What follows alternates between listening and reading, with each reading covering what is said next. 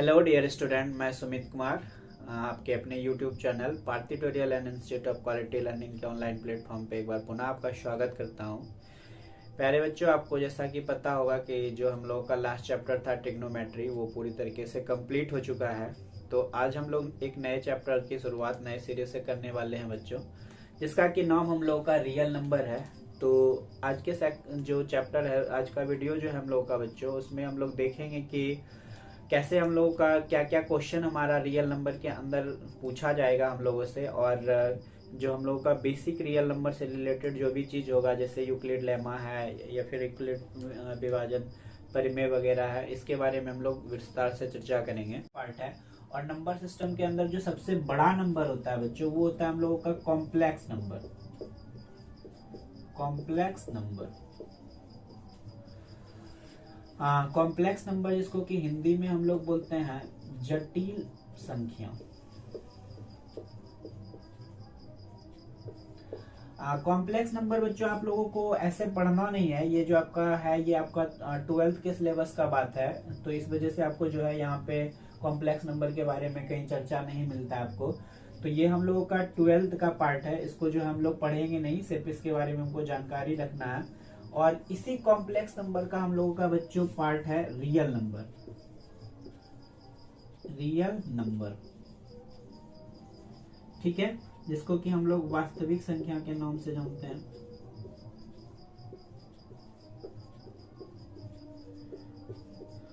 और बच्चों इसका एक दूसरा पार्ट भी है, जिसको कि हम बोलते हैं इमेजिनरी नंबर।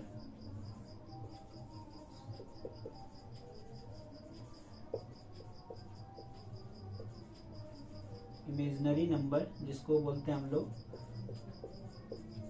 काल्पनिक संख्या। ये जो काल्पनिक इमेजिनरी नंबर है बच्चों, ये भी आपका 12th का है। और ये कॉम्प्लेक्स नंबर जो है, ये भी आप 12th में इसके बारे में विस्तार से पढ़ेंगे। तो आज जो हमारा टॉपिक है बच्चों, वो रियल नंबर है। आपके सिलेबस में जो है सिर्फ रियल नंबर ही आपको पढ़ना है। तो हम लोग इसके बारे में विस्तार से चर्चा करेंगे बच्चों। तो हम लोग का जो रियल नंबर है, इसको हम लोग दो पार्ट में डिवाइड करते हैं। एक होता है हम लोगों का रेशनल नंबर,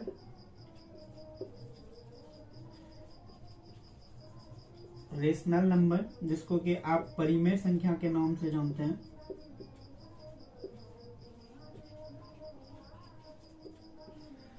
और हमारा बच्चों जो दूसरा है, ये है हम लोगों का इरेशनल नंबर।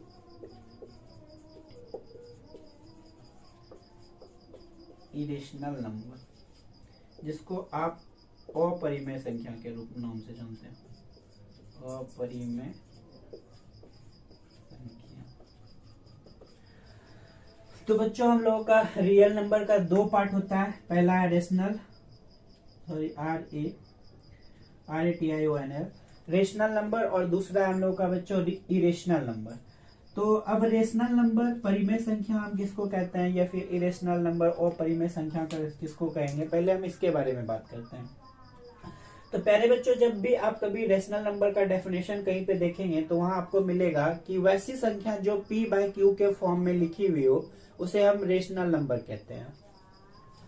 तो क्या मैंने बताया आपको कि वैसी संख्या जिसको हम P/Q के रूप में लिखते हैं, उसको हम रेशनल नंबर कहते हैं।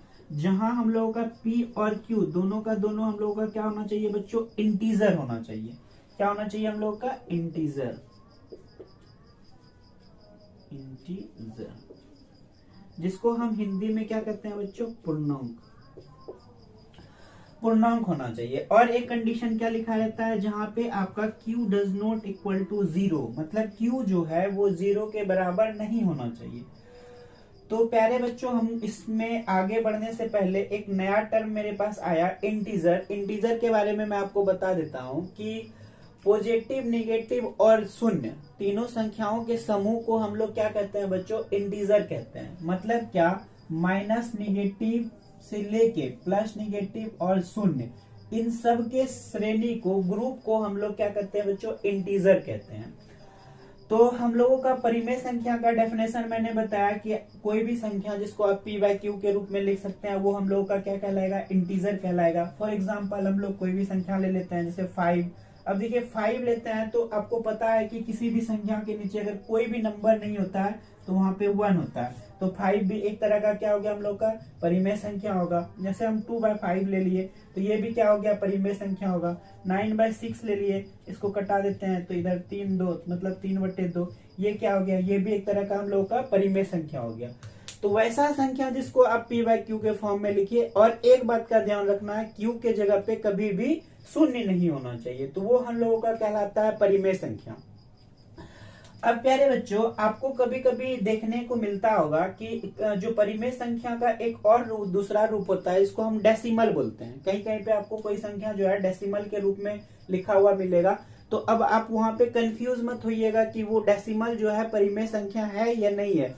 तो निश्चित रूप से अगर डेसिमल के रूप में भी कोई संख्या लिखा है तो वो हम लोगों का परिमेय संख्या है। अब जैसे क्या है कि अगर कोई संख्या हम लोगों का है 3/2, तो अब हम क्या करेंगे कि 3 में 2 से डिवाइड करेंगे। तो यहाँ से पहले क्या होगा कि 3 एका 3, मतलब 2 एका 2, तो ये 1। अब यहाँ पे हम पॉइंट देंगे, यहाँ पे 0 आएगा, तो 2 पंचे 10। तो अब देखिए कहीं पे आपको 1.5 लिख के दिया रहेगा, तो अब आपसे पूछा जाएगा कि ये परिमेय है या नहीं है, तो निश्चित रूप से ये परिमेय संख्या है। तो अब देखिए बच्चों, अब हम लोगों का जो ये परिमेय संख्या तो है, लेकिन इसमें भी क्या होता है हम लोग को दो तरह का संख्या हमको देखने मिलता है। तो दशमलव में भी हम लोग का दो तरीके का संख्या होता है। एक जो होता है हम लोगों का बच्चों वो होता है टर्मिनेटिंग नंबर, टर्मिनेटिंग डेसिमल, जिसको कि हम लोग शांत दशमलव कहते हैं। और दूसरा होता है हम लोगों का नॉन टर्मिनेटिंग रिपीटिंग डेसिमल, मतलब क्या, अशांत संख्या। तो हम लोग बात करते हैं इसके बारे में। तो यहाँ पे हम देखिए अभी आपको ये कॉम्प्लेक्स नंबर तो आपका अभी पढ़ना नहीं, हमारे सिलेबस में है नहीं, और ये इमेजिनरी नंबर, इन दोनों चीज को तभी नहीं पढ़ना हम लोग को। तो हम बात करते हैं, ये रेशनल नंबर का दो पार्ट होता है हम लोगों का, रेशनल नंबर। तो आप इसको दो पार्ट में डिवाइड करिएगा। जो पहला होता है हम लोग का वो होता है टर्मिनेटिंग,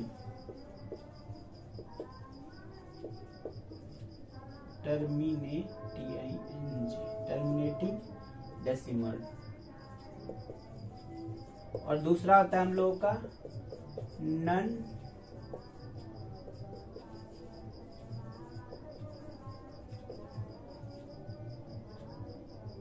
टर्मिनेटिंग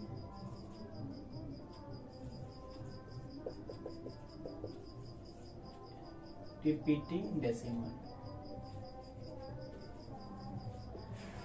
तो पहला होता है हम लोग का बच्चों टर्मिनेटिंग डेसिमल, और दूसरा होता है नॉन टर्मिनेटिंग रिपीटिंग डेसिमल। अब देखिए ये क्या है, इसको हम बोलते हैं शांत दशमलव, और दूसरा होगा हम लोग का बच्चों अशांत दशमलव, अशांत दशमलव। अब हम बात करते हैं ये शांत दशमलव, अशांत दशमलव क्या है। तो शांत दशमलव हम वैसे संख्या को बोलते हैं, वैसे डेसिमल को बोलते हैं जो क्या हो पूरी तरीके से विभाजित हो जाए। जैसे हम लोग यहाँ पे एक एग्जांपल अभी लिए, 3/3 में जब हम 2 से डिवाइड किए तो वो क्या हुआ कि एक अंक के बाद, पॉइंट के एक अंक के बाद पूरी तरीके से क्या हो गया, वो विभाजित हो गया, मतलब वहां पे कोई भी हमको शेषफल नहीं बचा। तो वैसा कोई भी डेसिमल, ठीक है, वैसा कोई भी डेसिमल जो पूरी तरीके से क्या हो विभाज्य हो जाए, वो हम लोगों का क्या कहलाएगा, टर्मिनेटिंग डेसिमल कहलाएगा।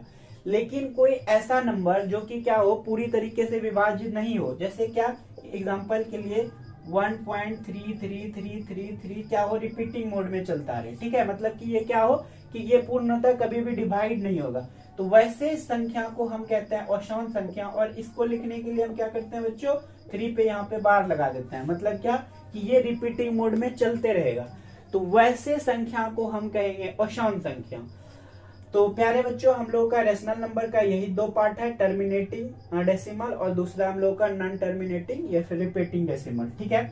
अब देखिए बच्चों, हम लोग के पास आता है इमेजिनरी नंबर। तो इमेजिनरी नंबर के अंदर क्या होगा, इमेजिनरी नंबर के अंदर आएगा नॉन टर्मिनेटिंग। क्या हो कि जो नॉन टर्मिनेट, मतलब जो टर्मिनेट नहीं हो,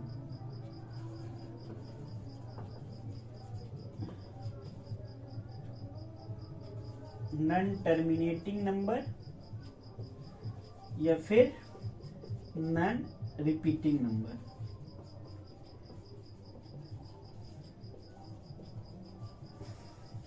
तो क्या होगा कि हमारा इसके अंदर आएगा नॉन टर्मिनेटिंग नंबर या फिर नॉन रिपीटिंग नंबर। मतलब क्या, अशांत क्या हो कि वो वहां पे टर्मिनेट भी ना हो, मतलब कि कटेगा भी नहीं और वो रिपीट भी नहीं होगा। तो इसके अंदर कौन सा नंबर आएगा बच्चों हम लोग का, जैसे आप कभी कभी एग्जांपल में देखते हैं 1.3569783 ये मतलब चलते रहता है आपका। और कहीं पे भी ये क्या होता है कि ना तो रिपीट होता है हम लोगों का, ना ही विभाज्य होता है। तो ऐसे नंबर को हम लोग क्या कहते हैं बच्चे, अपरिमेय संख्या। जैसे एग्जांपल के लिए √3 का कभी भी आपको क्या होता है कि ये क्या होता है कि टर्मिनेट नहीं होता है, ये चलते रहेगा। जैसे √7, √13, ठीक है। तो ये सब नंबर जो हम लोगों का क्या होता है कि अपरिमेय संख्या कहलाता है बच्चों। तो मुझे लगता है कि यहाँ तक में आपको किसी तरह का कोई दिक्कत नहीं होना चाहिए। अगर आपको कहीं कोई दिक्कत होता है तो प्यारे बच्चों आप मुझसे पूछ सकते हैं दोबारा से, आप कमेंट सेक्शन में कमेंट करके।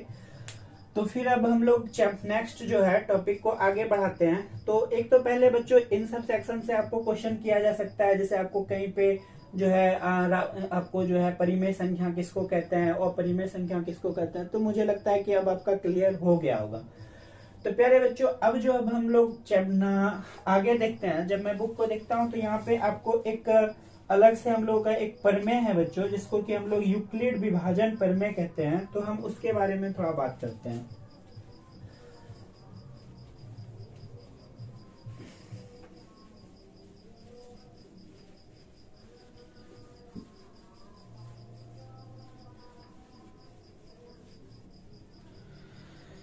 तो देखिए हम लोगों का अगला जो है हम लोग का ये है यूक्लिड विभाजन प्रमेय।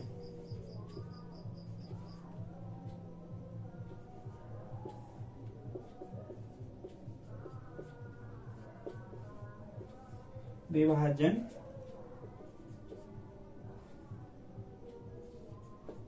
प्रमेय। देखिए आपके पास जब भी आप क्वेश्चन को सॉल्व करिएगा तो बुक होना चाहिए। देखिए इसमें आपको डेफिनेशन दिया गया है बच्चों कि दो धनात्मक पूर्णांक a और b दिए रहने पर ऐसी अद्वितीय पूर्ण संख्याएं q और r विद्यमान है a equal to b q plus r. यहाँ पे क्या है कि ये है आपका a equal to b plus b q plus r. और आपको एक कंडीशन दिया गया है कि ये क्या हो कि आर जो है 0 से बड़ा या बराबर हो, लेकिन क्या हो b से हम लोगों का छोटा हो। तो प्यारे बच्चों ये एक नया टर्म हम लोगों के पास आया यूक्लिड विभाजन प्रमेय। और इसके अंदर हम लोगों का क्या है कि a equal to b q plus r, और क्या हो कि r हम लोगों का 0 के बराबर या 0 से क्या हो बड़ा हो, और b से क्या होना चाहिए छोटा होना चाहिए। तो अब हम देखते हैं कि ये है क्या एक्चुअल में। तो प्यारे बच्चों मुझे लगता है कि आप लोगों में से हर किसी को यूक्लिड विभाजन प्रमेय के बारे में पता होगा, लेकिन क्या है हम लोग इसको यूज तो करते आ रहे हैं, लेकिन इसके बारे में हम लोग जानकारी नहीं रखते हैं। इस वजह से लगता है कि ये नया क्या चीज आया हम लोगों के पास। तो जैसे हम लोग क्या होता है कि बचपन में आप जो है 5th या 6th क्लास में आपको ऐसा क्वेश्चन मिलता होगा कि आपको क्या है कि भाग बनाने दिया जाता होगा, और उसके बाद फिर उसका जांच करने के लिए दिया जाता था। तो हम वहां पे कौन सा फॉर्मूला लगाते थे बच्चों, यहाँ पे हम लोग एक फॉर्मूला यूज करते थे, भाज्य बराबर भाजक गुना भागफल जोड़ शेष। इसी को अगर हम लोग क्या करेंगे कि अगर हम लोग इसको अंग्रेजी में लिखेंगे बच्चों तो हम लोगों का क्या हो जाएगा, dividend equal to divisor into quotient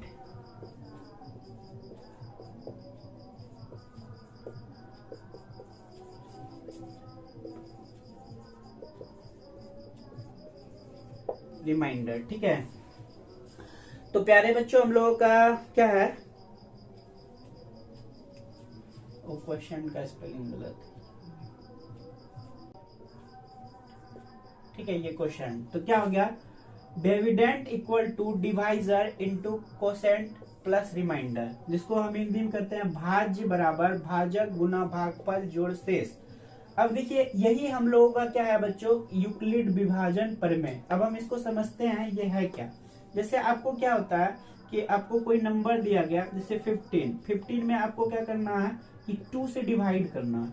तो आप क्या करिएगा, 2 से डिवाइड करिएगा जब, तो 2 सत्ते क्या होगा, यहाँ पे 14 होगा, 1 बचेगा, तो ये हम लोग का क्या हो गया ये। तो अब हम देखिए इसी को कैसे लिख सकते हैं, इस 15 को हम लिख सकते हैं 2 गुना 7 प्लस 1, ठीक है। तो यही जो फॉर्म है हम लोगों का क्या कहलाता है, ये जो फॉर्म है यही फॉर्म यहाँ पे दिया गया। अब हम इसको समझने का कोशिश करते हैं। देखिए ए के जगह पे तो आपका क्या आ गया 15 आ गया, ठीक है। अब बी के जगह पे आपका कौन है 2 है, क्यू के जगह पे आपका 7 है, और आर के जगह पे क्या है बच्चों आपका 1 है। अब हम समझते हैं क्या है कि जो 15 है बच्चों हम लोगों का ये है भाज्य, और ये जो 2 है हम लोगों का, ये जो बी का जो स्थान है वो कौन लेके रखा है, भाजक लेके रखा है, और क्यू कौन है बच्चों हम लोगों का भागफल है, और आर कौन है हम लोगों का शेषफल है। तो देखिए यहाँ पे एक कंडीशन दिया गया है कि ये जो आर हो, ये शेषफल हो, वो हमेशा क्या हो कि 0 से बड़ा या 0 के बराबर हो, ठीक है। 0 से हम लोगों का क्या होना चाहिए, बड़ा होना चाहिए, या फिर क्या हो कि 0 के बराबर होना चाहिए, ठीक है। और क्या दिया गया है बच्चों कि वो b से हमेशा क्या होना चाहिए, छोटा होना चाहिए। मतलब क्या, b क्या हो गया कि b का स्थान हम लोगों का कौन लिया है, b का स्थान लिया है हम लोगों का बच्चों भाजक, तो वो हमेशा भाजक से क्या होना चाहिए, छोटा होना चाहिए। तो यहाँ पे देखिए भाजक कौन है, 2 है, और 2 से देखिए छोटा है ये। तो इसी थ्योरम को हम लोग क्या कहते हैं बच्चों, यूक्लिड विभाजन परिमेय, ठीक है। तो ये जो हम लोगों का भागफल जो भाग हम लोग चेक करते थे वही हम लोगों का क्या कहलाता है, यूक्लिड विभाजन परिमेय कहलाता है। अब देखिए बच्चों आपके दिमाग में ये बात आ रहा होगा कि ठीक है ये तो भागफल हम लोगों का ये जो यूक्लिड विभाजन परिमेय है, जब भी आप कभी भी भाग दीजिएगा तो आप यूक्लिड विभाजन परिमेय को फॉलो कर रहे होंगे। तो इसकी आवश्यकता क्यों पड़ी, आखिर हमको इसका जरूरत क्यों पड़ा, अब हम इस चीज को समझने का कोशिश करते हैं।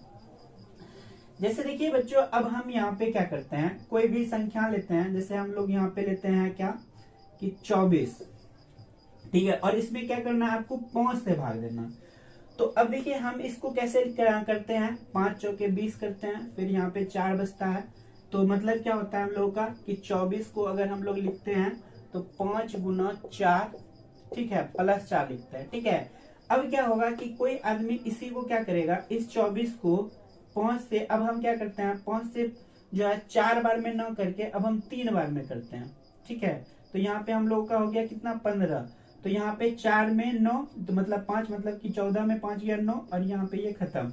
तो अब देखिए इसी 24 को हम कैसे लिख सकते हैं, 5 गुना 3 प्लस क्या लिख सकते हैं, 9 लिख सकते हैं। कोई आदमी ऐसा भी कर सकता था, इस 24 को क्या करता 5 गुना 2 करता, ठीक है, 10, और यहाँ पे कितना 4।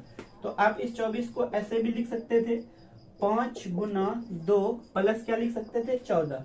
देखिए यहाँ पे तो हमको सिर्फ भाग करना था। देखिए अभी हम यहाँ पे इसका मतलब क्या होता है कि आपको दोनों साइड बराबर होना चाहिए। इधर क्या है कि 5 दूनी 10 और 14 24 हो रहा है, यहाँ पे 5 3 15 9 24 हो रहा है, यहाँ पे 5 4 20 4 24 हो रहा है। तीनों कंडीशन में हम कैसे कह सकते हैं कि ये गलत है। तो इस कंफ्यूजन को दूर करने के लिए, इसी चीज को दूर करने के लिए हम लोगों का लेके आया गया यूक्लिड विभाजन परिमेय। और ये जो कंडीशन है बच्चों कि ये r जो हो 0 से बड़ा और बराबर या फिर b से छोटा होना चाहिए, इस वजह से। अब देखिए आप यहाँ पे आइए, b का जो है मेरा स्थान, भागफल का, ये भाजक का स्थान कौन लेके रखा है, ये 5 लेके रखा है, ठीक है। अब देखिए पहले कंडीशन में 5 जो है यहाँ पे 4 है, वो 5 से कम है, ठीक है, मतलब b से कम है r हम लोग का। यहाँ पे क्या हो रहा है कि यहाँ पे 9 है और यहाँ पे 5, मतलब कि b से हम लोगों का r जो है इस बार क्या हो गया कि बड़ा हो गया। तो ऐसे कंडीशन में ये गलत हो गया, यहाँ पे भी सेम वही चीज अप्लाई हो रहा है। तो इसी चीज को, ऐसी गलती ना हो, इसको सुधारने के लिए हम लोगों का यूक्लिड विभाजन परिमेय को लाया गया है। तो प्यारे बच्चों मुझे लगता है कि आप लोगों को ये बात समझ में आ गया होगा कि हम लोगों को यूक्लिड विभाजन परिमेय पढ़ने की आवश्यकता क्यों पड़ती है। तो चलिए बच्चों इतना समझने के बाद अब हम लोग देखते हैं कि आगे इस टॉपिक में अगर और हम लोगों को क्या चीज पढ़ने को मिलेगा। देखिए अब क्या होता है कि कभी कभी आपको क्वेश्चन में दिया जाएगा कि यूक्लिड विभाजन परिमेय का प्रयोग करके दो संख्याओं का मौसो निकालिए। जैसे हम कोई एक बुक से एग्जांपल ले लेते हैं, सपोज हम एक एग्जांपल लेते हैं यहाँ से।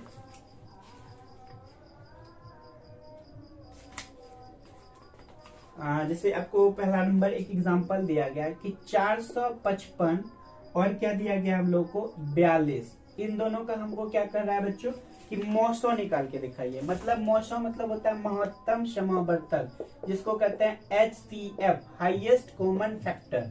ठीक है, अब हम इसको समझते हैं। ऐसे तो बच्चों हम लोग नॉर्मली कैसे निकालते हैं कि हम लोगों को क्या करना होता है कि HCF के LCM के थ्रू, जैसे हम लोग क्या करते हैं पहले इसका LCM करते हैं। जैसे 5 से करिए, लास्ट में 5 है तो 5 नंबर 45, 5 एकम 5, फिर जो है 91 हो गया, 91 कटेगा 7 से, 9 1 10, 13 7 91, 7 से कटाइए 13 बार में, तो इसका क्या हो गया बच्चों 5 गुना 7 गुना 13 हो गया। ठीक है, 445 का फैक्टर। और क्या करना है आपको, अभी आपको 42 का फैक्टर करना है, तो ये क्या होगा 21 होगा, फिर 3 7 21 होगा, और अब कटेगा क्या नहीं। तो मेरा 42 का फैक्टर क्या हो गया बच्चों 2 गुना 3 गुना 7 हो गया। तो देखिए अब हमको इसमें ज्ञात करना है कि मौसो क्या होगा। तो सबसे पहला बात देखिए, अगर जैसे कोई नंबर है मेरा, जैसे यहाँ पे x है, तो a Guna b Guna c। ठीक है, तो ये जो a b c है ये x का क्या है फैक्टर है। ठीक है, तो जो हाईएस्ट कॉमन फैक्टर होता है मतलब क्या कि वो फैक्टर हो लेकिन उसमें हाईएस्ट हो, मैक्सिमम होना चाहिए।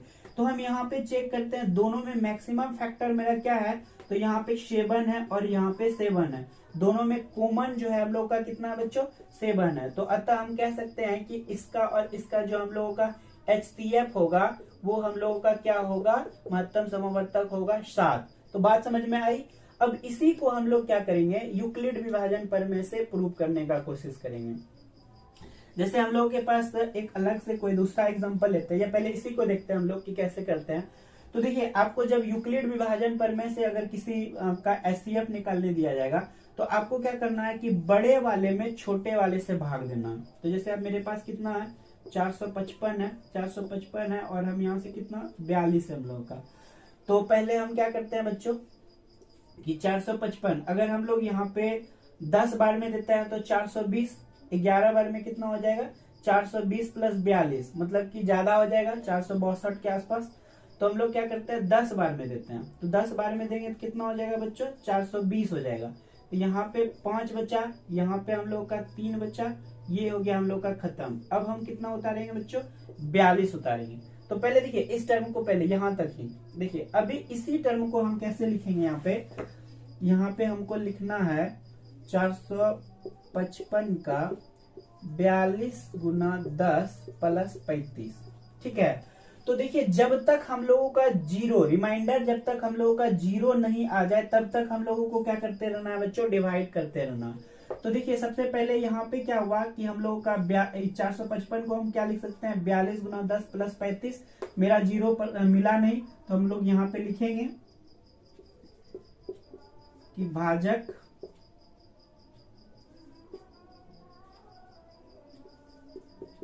शेषफल